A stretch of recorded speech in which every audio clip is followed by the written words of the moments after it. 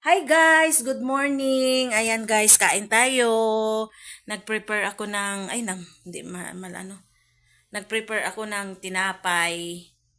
Jen, ano ko na to kay magbili ka na lang ng bago kay maano naman. Nagpansit canton kami kasi malapit na siya. Ilang araw na lang malapit na siya ma-expire.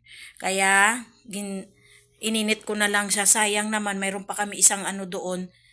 Alam mo naman yung ano namin, pabili-bili tapos hindi naman kumakain. Yan guys, kain tayo. Oh, meron ka palang pang ano oh. Inuman ni siya, Jin. Sa sikmuran ni. Inom ka muna ngayon. Inom ka muna. Wala man ko nagkuhan, anak mo inom tayo kuhan. Magsakit na? Maganda gani pag ano, inom ka muna para hindi masikmuran. Masaya na na. Ayan guys, kain tayo. Pansit canton, ang paborito ng OFW. Yan. Dito na muna kami nag-ano kasi pag nandoon kami sa baba baka maamoy ng aming alaga. Ayan, kain tayo guys. Ang paborito ng bayan, pansit canton. Yes, show.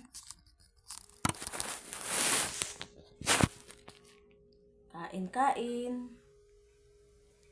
Madilim. Dito kami sa room ni Jane.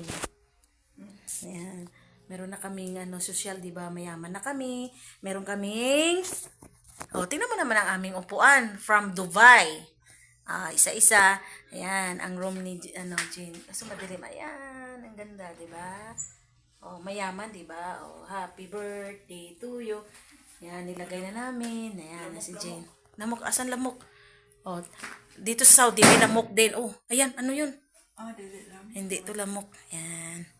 Ayan guys, hanggang dito na lang, kakain muna kami. Ayan, nilagay ko na sa plastic kasi mainit. Ayan, habang mainit pa yung pansit canton. Bye-bye. Thank you sa mga followers natin dyan.